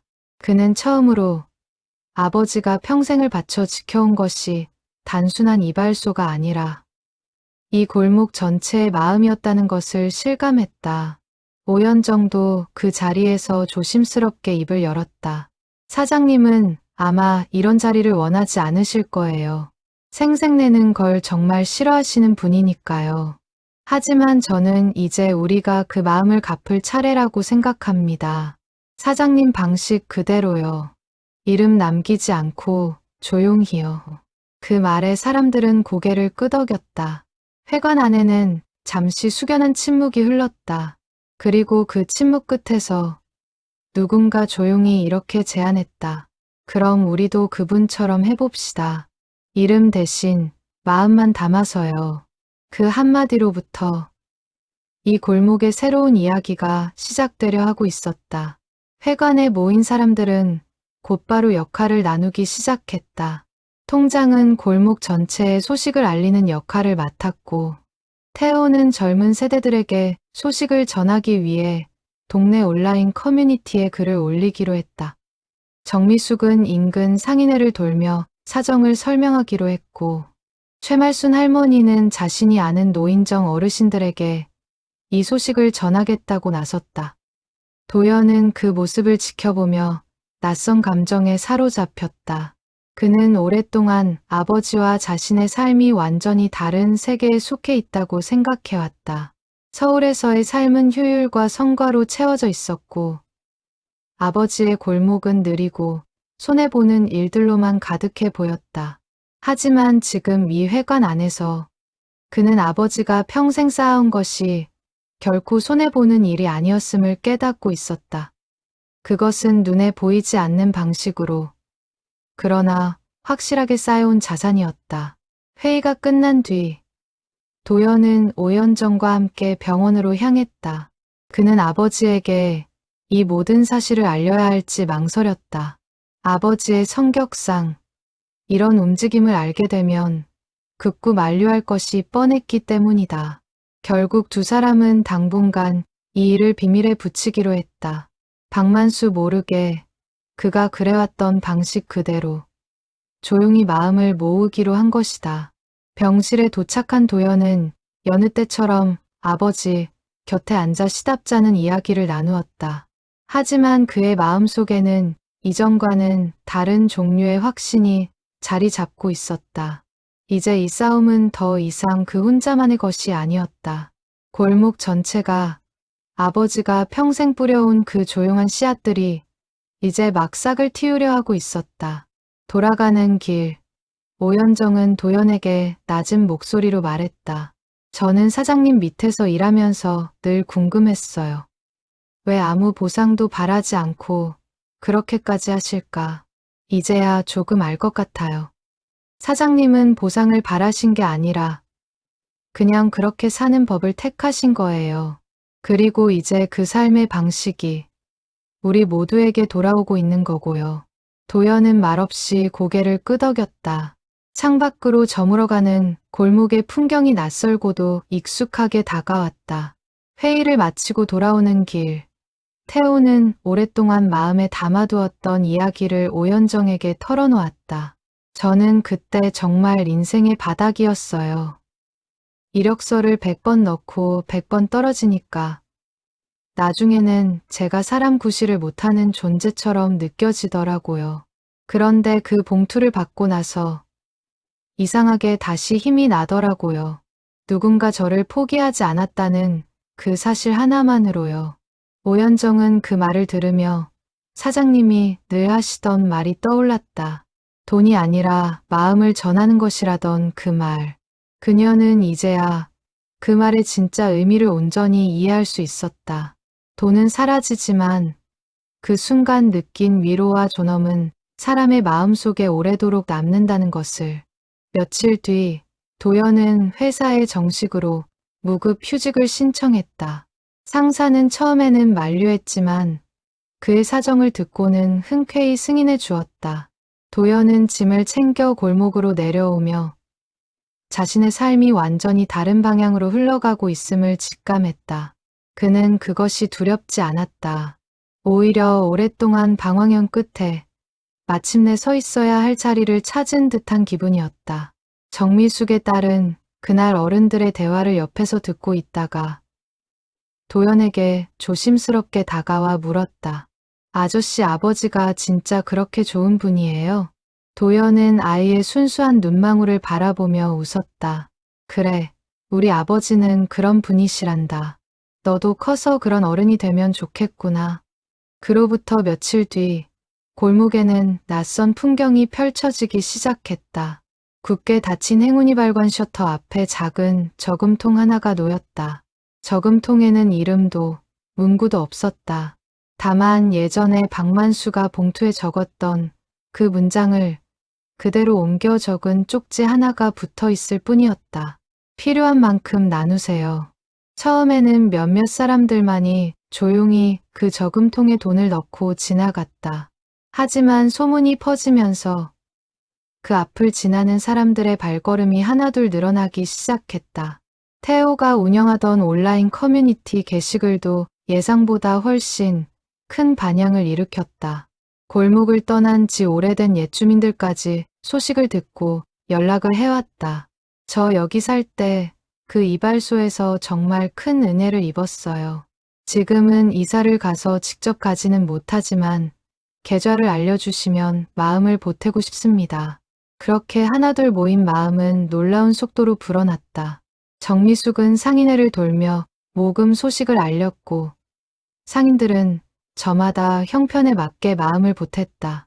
세탁소를 하다 떠난 부부는 지방에서 직접 차를 몰고 올라와 봉투를 전달하고 갔다. 그들은 오연정의 손을 붙잡고 이렇게 말했다. 우리도 그 어른 덕에 마음 편히 장사할 수 있었어요. 이번엔 우리 차례죠. 가장 뭉클했던 순간은 최말순 할머니가 찾아왔을 때였다. 그녀는 꼬깃꼬깃한 지폐 몇 장을 손에 쥐고 저금통 앞에 서 있었다. 폐지를 주어 판 돈의 일부였다.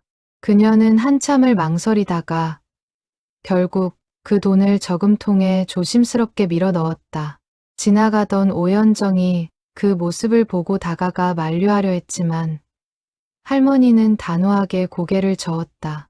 그때 그 어른이 나한테 겨울 잘 나라고 봉투를 놓아준 거 나는 지금도 잊지 않았어. 나도 형편이 넉넉지 않지만 이 정도는 할 수 있어. 이건 돈이 아니야. 마음이야. 그 말을 들은 오연정은 더 이상 아무 말도 하지 못하고 고개를 숙였다. 이 골목에서 도움을 주고받는다는 것이 결코 형편에 많고 적음으로 결정되는 것이 아니라는 사실을 그녀는 다시 한번 깨달았다. 최말순 할머니는 그날 이후로 매일 아침 리어카를 끌고 나서기 전 잠시 저금통 앞에 들러 손을 모으고 기도하듯 서 있곤 했다. 동네 사람들은 처음에는 그 모습을 의아하게 여겼지만 곧 그것이 그녀만의 방식으로 박만수의 쾌유를 비는 행위라는 것을 알게 되었다. 몇몇 젊은이들은 그 모습에 감명받아 등하굣길이나 출퇴근길에 잠시 걸음을 멈추고 함께 손을 모으기 시작했다. 그렇게 저금통 앞은 어느새 이 골목의 작은 성지와도 같은 곳이 되어갔다. 도연도 이 과정에 적극적으로 나섰다. 그는 회사의 사정을 설명하고 무급 휴직을 신청했다. 그는 회사 동료들과 대학 시절 친구들에게도 아버지의 사연을 전했다. 놀랍게도 평소 아버지의 삶의 방식을 이해하지 못했던 도연이 이제는 누구보다 열정적으로 그 이야기를 전하는 사람이 되어 있었다. 제 아버지는 평생 남을 돕는데 자신의 모든 것을 쓰신 분입니다. 정작 당신 자신을 위해서는 아무것도 남겨두지 않으셨어요. 이제 저희가 그 마음에 보답할 차례라고 생각합니다. 도연의 이야기는 SNS를 타고 빠르게 퍼져나갔다. 지역 소식지에서도 이 사연에 관심을 보이기 시작했다.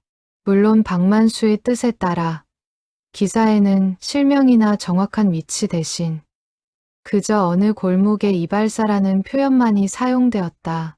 그럼에도 그 진심은 읽는 이들의 마음을 움직이기에 충분했다. 한 달이 채 지나지 않아 모금액은 병원비를 충당하고도 남을 만큼 모였다. 뿐만 아니라 조사장과의 임대 계약 문제를 해결할 방법을 논의할 정도의 여유 자금까지 마련되었다. 사람들은 이제 단순히 돈을 모으는 것을 넘어 이 골목 자체를 지켜낼 방법을 함께 고민하기 시작했다. 오연정은 매일 밤 모인 돈을 정리하며 낡은 공책 한 권을 새로 마련했다. 그리고 그 안에 이번에는 도움을 준 사람들의 이야기를 적어나가기 시작했다. 물론 이번에도 이름은 적지 않았다. 다만 짧은 한 줄, 그들이 전한 마음만을 기록했다. 폐지 줍는 손으로 건넨 마음, 떠난 이웃이 다시 찾아온 마음, 얼굴도 모르는 옛 주민이 보낸 마음. 그렇게 새로운 공책이 오래된 공책 옆에 조용히 쌓여가기 시작했다. 그 무렵 강태호는 회사에서 짬을 내어 매일 저녁 저금통을 관리하는 일을 자처했다. 그는 퇴근길에 들러 그날 모인 돈을 세고 봉투와 저금통을 새로 채워 넣었다.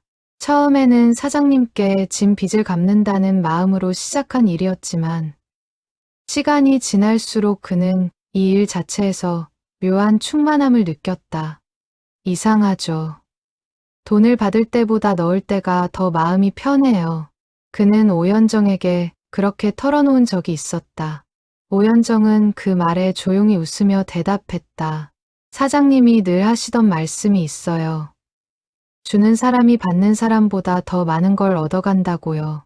그때는 그 말이 무슨 뜻인지 잘 몰랐는데 이제는 저도 알 것 같아요.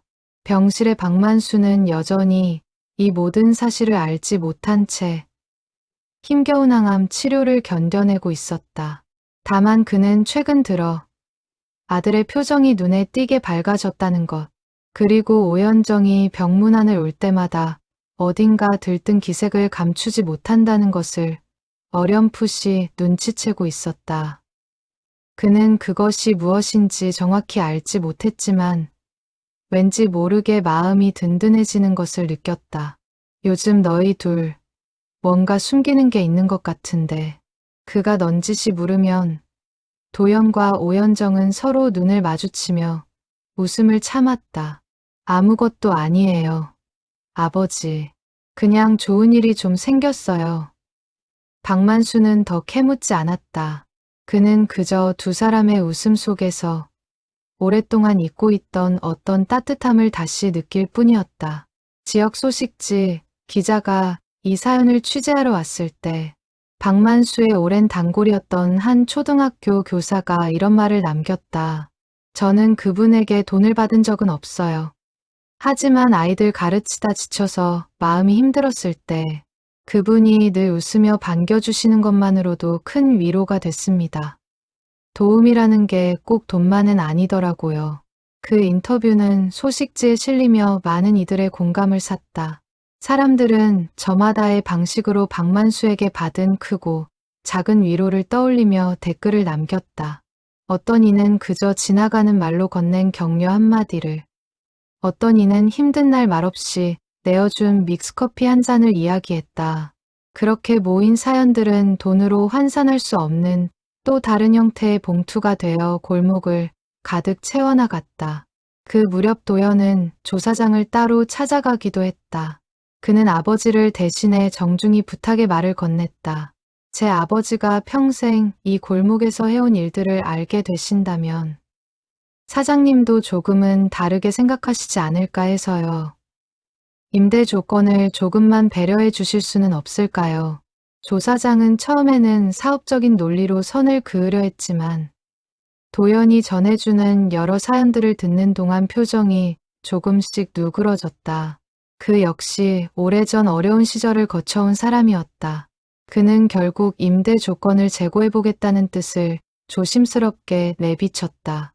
그 시절 골목 청년회에서는 매주 토요일마다 저금통 옆에서 작은 바자회를 열기 시작했다. 필요 없는 물건을 가져와 나누고 그 수익금을 병원비 모금함에 보태는 방식이었다. 아이들은 자신이 쓰던 장난감을 내놓았고 어른들은 손수 만든 반찬과 옷가지를 내놓았다. 그렇게 작은 나눔들이 모여 큰 물줄기를 이루어 나갔다. 겨울이 시작될 무렵 박만수는 마지막 항암 치료를 마쳤다. 의사는 경과가 예상보다 좋다며 조심스럽게 희망적인 소견을 내놓았다. 완전한 회복까지는 시간이 더 필요했지만 적어도 가장 힘든 고비는 넘겼다는 뜻이었다. 퇴원을 앞둔 어느 날 도연과 오연정은 마침내 그동안 숨겨왔던 사실을 밝히기로 했다. 두 사람은 병실에 나란히 앉아 조심스럽게 입을 열었다. 아버지, 사실 저희가 그동안 말씀드리지 못한 게 있어요. 박만수는 의아한 표정으로 두 사람을 바라보았다. 도연은 휴대전화를 꺼내 그동안의 사진들을 하나씩 보여주기 시작했다. 셔터 앞에 놓인 저금통, 골목 사람들이 모여있는 회관 사진, 그리고 곳곳에서 답지한 봉투와 쪽지들. 이게 다 뭐냐? 박만수의 목소리가 떨렸다. 오연정이 조심스럽게 설명을 이어갔다. 사장님이 30년 동안 거울 뒤에 채워두셨던 그 마음. 이제 골목 사람들이 그대로 돌려드리고 싶어 하세요. 사장님 방식 그대로. 이름 남기지 않고요. 박만수는 한동안 아무 말도 하지 못했다. 그의 눈에서 참았던 눈물이 조용히 흘러내렸다. 그것은 슬픔의 눈물이 아니었다. 30년의 세월이 헛되지 않았다는 것을 확인받은 사람만이 흘릴 수 있는 눈물이었다. 내가 이런 걸 받을 자격이 있는지 모르겠구나. 자격을 따지자면 사장님만큼 그럴 자격이 있는 사람도 없을 거예요. 도연이 아버지의 손을 꼭 잡으며 말했다. 그의 목소리에는 오랫동안 쌓였던 원망 대신 존경과 사랑이 담겨 있었다. 퇴원하는 날, 골목 사람들은 행운이 발관 앞에 모여 박만수를 맞이했다. 셔터가 다시 올라가고 30년 동안 닳고 다른 이발 의자에 그가 다시 앉는 순간 사람들은 저마다의 방식으로 박수를 치고 눈물을 훔쳤다. 강태호는 새로 맞춘 넥타이를 메고 맨 앞에 서 있었고 정미숙은 딸의 손을 잡고 그 곁에 서 있었다. 최말순 할머니도 지팡이를 짚고 골목 끝에서 천천히 걸어왔다. 박만수는 휠체어에서 천천히 몸을 일으켜 자신의 두 다리로 이발소 문턱을 넘었다. 그 순간 모여있던 사람들 사이에서 낮은 탄성이 터져 나왔다. 몇몇은 손수건으로 눈물을 훔쳤고 몇몇은 그저 말없이 고개를 끄덕였다. 박만수는 익숙한 가게 안 풍경을 둘러보며 낡은 의자와 거울, 그리고 오랫동안 손에 익은 도구들을 하나하나 눈에 담았다. 마치 오랜 여행에서 돌아온 사람처럼 그는 그 모든 것이 새삼 소중하게 느껴졌다. 박 사장님 이야기를 듣고 나서 저도 많은 걸 다시 생각하게 됐습니다. 세상에는 돈으로 따질 수 없는 것들이 있더군요. 박만수는 여인 얼굴로 조용히 고개를 끄덕였다. 그는 굳이 큰 감사의 말을 하지 않았다. 다만 오랜만에 손에 쥐어보는 가위의 무게를 느끼며 눈앞의 골목과 사람들을 천천히 둘러보았다. 그날 저녁 박만수는 오연정과 도연의 도움을 받아 거울 뒤 액자를 다시 살펴보았다. 그곳에는 이미 누군가 채워놓은 새로운 봉투가 놓여 있었다. 그는 떨리는 손으로 그것을 꺼내 보았다. 봉투 안에는 돈 대신 골목 사람들이 저마다 짧게 적은 쪽지들이 가득 담겨 있었다. 이름은 여전히 적혀 있지 않았지만 그 마음만큼은 선명하게 전해졌다. 고맙습니다. 덕분에 다시 일어설 수 있었어요. 이제는 저희가 사장님 곁을 지키겠습니다. 박만수는 그 쪽지들을 가슴에 품고 한참을 소리 없이 울었다. 그의 곁에는 아들 도연이 그리고 제자 오연정이 말없이 서 있었다. 셋은 그렇게 오랫동안 좁은 이발소 안에 함께 서 있었다. 창밖으로는 골목의 겨울 햇살이 따스하게 스며들고 있었다. 그날 밤 도연은 아버지를 모시고 예전 살던 집으로 돌아가는 길에 조심스럽게 입을 열었다. 아버지, 저 이제 서울 생활 정리하고 여기로 내려올까 합니다.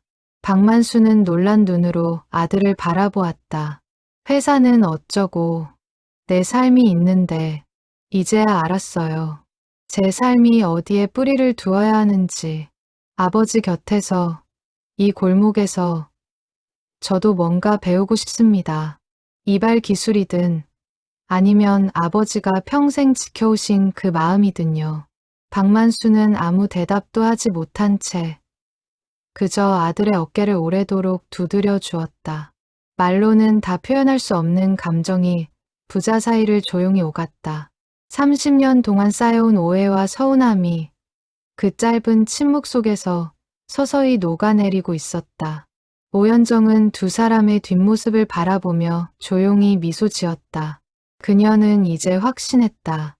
이 작은 이발소는 그리고 그 거울 뒤의 봉투는 앞으로도 오랫동안 이 골목을 따뜻하게 지켜줄 것이라고. 정미숙은 딸과 함께 손수 만든 반찬을 들고 왔고 강태호는 회사에서 특별 휴가를 내고 하루 종일 손님 맞이를 도왔다. 골목 사람들은 저마다 자신이 할 수 있는 방식으로 그날의 자리를 채워나갔다. 누군가는 떡을 해오고 누군가는 화환 대신 손편지를 써왔다. 돈으로 살 수 없는 정성이 좁은 이발소 안팎을 가득 메웠다. 조 사장 역시 그 자리에 모습을 드러냈다. 그는 그동안의 사정을 전해 듣고 임대 조건을 다시 조정하기로 결심한 상태였다. 재개발 계획 자체를 완전히 철회할 수는 없었지만 그는 새 건물 1층의 행운이 발관이 예전과 비슷한 조건으로 재입점할 수 있도록 배려하겠다고 약속했다. 그는 계약서를 내밀며 박만수에게 손을 내밀었다. 오래 알고 지낸 사이인데 제가 너무 사업 논리로만 접근했던 것 같습니다. 죄송합니다. 박만수는 그 손을 맞잡으며 고개를 저었다. 사장님도 사장님 나름의 사정이 있었겠지요. 이렇게 마음을 돌려주신 것만으로도 감사할 따름입니다. 두 사람은 오랫동안 손을 맞잡은 채 서 있었다. 그 모습을 지켜보던 골목 사람들 사이에서 작은 박수가 터져 나왔다. 그날 저녁 늦게 박만수는 홀로 남아 낡은 이발 의자를 손끝으로 쓸어보았다. 30년 동안 수천 명의 사람이 앉았다 간 그 의자에는 세월의 흔적이 고스란히 배어 있었다. 그는 문득 이 의자가 자신의 인생 그 자체와 닮아 있다는 생각이 들었다. 낡고 해졌지만 그 안에 담긴 이야기만큼은 무엇과도 바꿀 수 없이 소중한 것이었다. 오연정이 마지막 정리를 마치고 돌아가려 하자 박만수가 그녀를 조용히 불러 세웠다. 현정아, 고맙다. 내가 없었으면 나는 이 자리에 다시 서지 못했을 거야. 오연정은 눈시울이 붉어진 채로 고개를 저었다. 사장님이 먼저 저를 붙잡아 주셨잖아요. 3년 전 아무것도 모르던 저를요. 이제는 제가 갚을 차례였을 뿐이에요. 두 사람은 그렇게 오래도록 서로를 바라보며 웃었다. 그 웃음 속에는 지난 몇 달간의 고통과 두려움, 그리고 마침내 되찾은 안도감이 함께 녹아 있었다. 이튿날부터 행운이 발관은 다시 손님들로 북적이기 시작했다. 예전 단골들은 물론이고 소식을 듣고 찾아온 낯선 손님들도 하나둘 늘어났다. 박만수는 여전히 서두르지 않고 한 사람 한 사람에게 정성을 다했다. 그의 손끝에서 30년의 세월과 조금도 다르지 않은 온기가 다시 흘러나오고 있었다. 그로부터 3년이 흘렀다. 골목은 예전과 많이 달라져 있었다. 낡은 건물들은 새 건물로 바뀌었고 오래된 간판들 대신 깔끔한 상가들이 들어섰다. 하지만 새로 지어진 건물 1층 가장 눈에 띄는 자리에는 여전히 낯익은 세 글자가 새겨진 간판이 걸려 있었다. 행운이 발관. 간판의 글씨체는 예전 그대로였다. 도연이 리모델링 과정에서 가장 신경 쓴 부분이었다. 그는 아버지가 붓으로 눌러 쓴 그 글씨를 그대로 옮겨와 새 간판에 새겨 넣었다. 페인트는 새 것이었지만 그 안에 담긴 마음만큼은 30몇 년 전 그대로였다. 박만수는 이제 64살이 되었다. 병은 완치 판정을 받았고 그의 얼굴에는 다시 혈색이 돌아와 있었다. 다만 예전만큼 오랜 시간 서서 일하기는 어려워. 요즘은 도연과 함께 번갈아 가위를 잡았다. 도연은 지난 3년간 아버지에게 이발 기술을 배우며 서울 생활을 완전히 정리하고 이 골목에 뿌리를 내렸다. 처음 가위를 잡았을 때 도연의 손은 어색하기 짝이 없었다. 그는 35이 넘은 나이에 처음부터 다시 기술을 배운다는 것이 부끄럽기도 했다. 하지만 박만수는 그런 아들을 다그치지 않았다. 그는 천천히 자신이 아버지에게 배웠던 그대로의 방식으로 아들을 가르쳤다. 가위를 쥐는 법보다 먼저 손님의 얼굴을 바라보는 법을 가르쳤다. 그 사람이 오늘 어떤 하루를 보냈는지, 무슨 고민을 안고 왔는지를 먼저 살피라는 것이었다. 도연은 그 가르침 속에서 기술이 아니라 사람을 대하는 태도를 배우고 있다는 것을 서서히 깨달아갔다. 5년 정도 여전히 그 자리를 지키고 있었다. 이제는 어엿한 실력을 갖춘 이발사가 된 그녀는 얼마 전 결혼을 앞두고 있었다. 그녀는 청첩장을 돌리며 이렇게 말하곤 했다. 저는 이 가게에서 기술만 배운 게 아니에요. 사람을 대하는 법을 배웠어요. 그게 제 인생에서 가장 큰 재산이에요. 거울 뒤 액자도 여전히 그 자리에 있었다. 다만 이제는 봉투를 채우는 사람이 한 명이 아니었다. 박만수와 도연, 오연정은 물론이고 한때 도움을 받았던 강태호와 정미숙, 그리고 이름 모를 수많은 옛 손님들까지 저마다의 방식으로 그 자리를 채워나갔다. 봉투는 이제 한 사람의 헌신이 아니라 골목 전체가 함께 지켜가는 약속이 되어 있었다. 최말순 할머니는 몇 해 전 세상을 떠났다. 하지만 그녀가 마지막으로 남긴 부탁 하나가 있었다. 자신이 모아둔 약간의 돈을 매년 겨울 폐지를 줍는 다른 노인들을 위해 써달라는 것이었다. 그 부탁은 지금도 겨울마다 조용히 이어지고 있었다. 이름 없는 손길이 또 다른 이름 없는 손길에게로.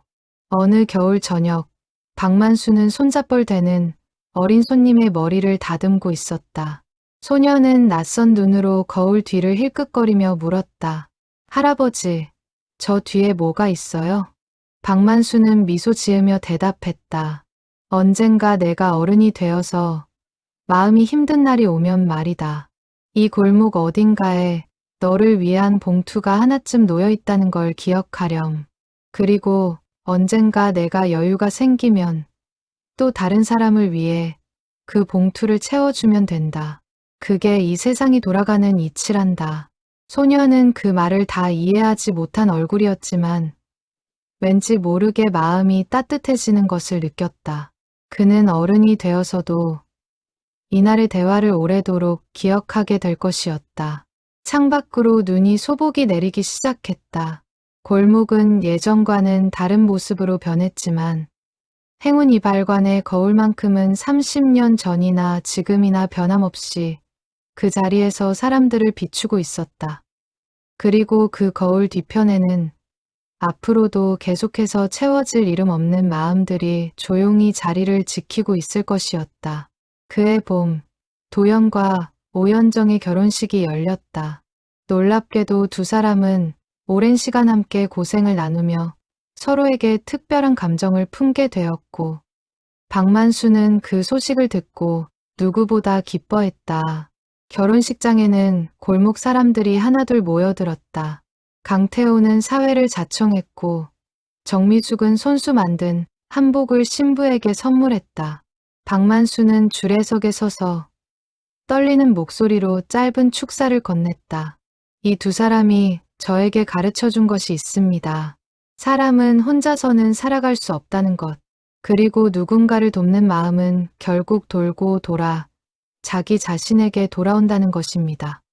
저는 평생 그 이치를 어렴풋이 알고 있었지만 제 아들과 제자를 통해 비로소 확실히 배웠습니다. 결혼식이 끝난 뒤 박만수는 홀로 이발소에 남아 거울을 오래도록 바라보았다. 30몇 년 전 아버지가 물려준 이 작은 공간에서 그는 참으로 많은 사람을 만나고 떠나보냈다. 그리고 이제 그 공간은 다음 세대에게로 조금씩 넘어가고 있었다. 그는 거울 속 자신의 얼굴을 바라보며 오래전 세상을 떠난 아버지에게 조용히 말을 건넸다.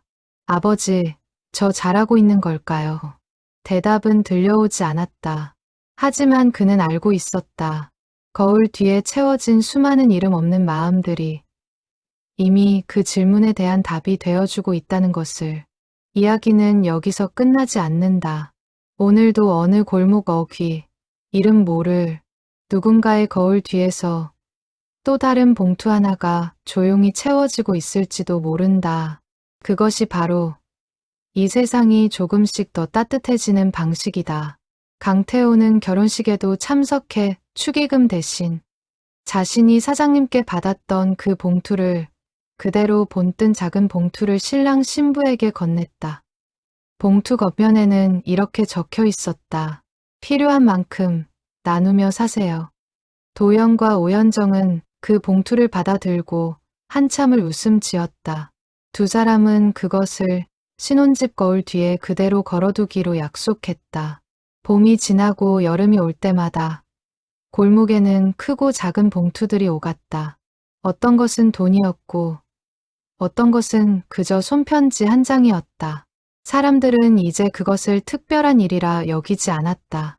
그것은 이 골목에서 살아가는 사람이라면 누구나 자연스럽게 익히는 하나의 생활 방식이 되어 있었다. 박만수는 가끔 조용히 그 시절을 회상하곤 했다.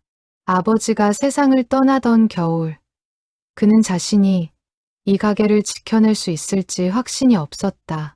하지만 이제 그는 알고 있었다. 이 가게를 지켜온 것은 그 혼자만의 힘이 아니었다는 것을. 아버지에게서 시작된 마음이 이름 모를 노신사를 거쳐 자신에게로 그리고 다시 이 골목의 수많은 사람들에게로 이어져 온 것이었다. 그 마음의 흐름 속에서 그는 그저 하나의 작은 연결고리였을 뿐이었다. 손자를 품에 안게 될 날을 기다리며 박만수는 요즘도 매일 아침 5시 반이면 어김없이 눈을 뜬다. 몸은 예전 같지 않지만 그는 여전히 가게 문을 여는 그 순간을 하루 중 가장 소중하게 여긴다. 그는 거울을 닦고 수건을 정리하고 그리고 거울 뒤 액자를 살며시 매만진다. 그것은 이제 그에게 남은 습관이 아니라 삶의 이유 그 자체가 되어 있었다. 세월이 흘러도 변하지 않는 것이 있다면 그것은 사람의 마음이 다른 사람의 마음으로 이어질 때 생겨나는 온기일 것이다. 행운 이발관의 거울은 오늘도 그 온기를 말없이 비추고 있다.